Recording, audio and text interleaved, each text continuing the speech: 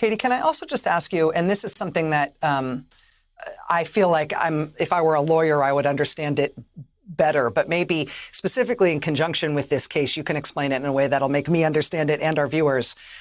What is the difference here in terms of prostitution versus sex trafficking?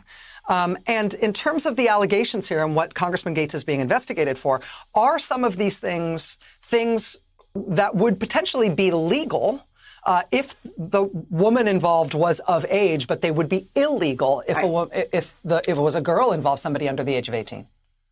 So we'll start with prostitution. That is a state crime. It's not a federal crime. So to the extent that investigators could prove that the women had sex with these men and the cash payments they received were in exchange directly for that sex, that's a state crime that could be prosecuted in the state of Florida. And Florida does have very strong laws around this. So that's not something that federal prosecutors would necessarily be interested in per se, except when you start looking at sex trafficking of an adult, not sex trafficking of a minor. That is when an adult is having sex but is coerced somehow into it.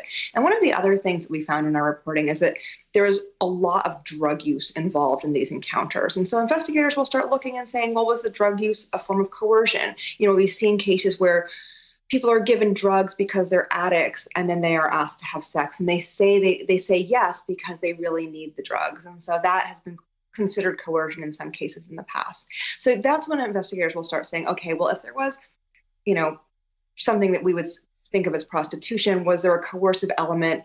Were these women being passed around between men? Was it completely, with their consent, and what else was going on? They'll want to look at a lot of elements, and these are crimes that can be difficult to prove. Now, sex trafficking of a minor is a little bit different. You don't need coercion. It is a hard stop on the age. It is simply somebody under the age of 18 who's given literally anything of value. It could be a hotel room, it could be a meal, it could be a beer. The reason why this law is written so broadly is because one of the few things that Republicans and Democrats agree on is that sex trafficking of children is abhorrent.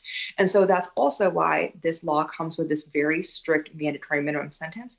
It does not matter whether or not the person knew that the minor is a minor. It is a really serious charge. So when you look at all of the elements of the investigation right now, it is the minor that is the most serious element. Hey, thanks for watching our YouTube channel. You should know that you can follow today's top stories and breaking news and catch up on your favorite MSNBC shows all in one place. Download the NBC News app today.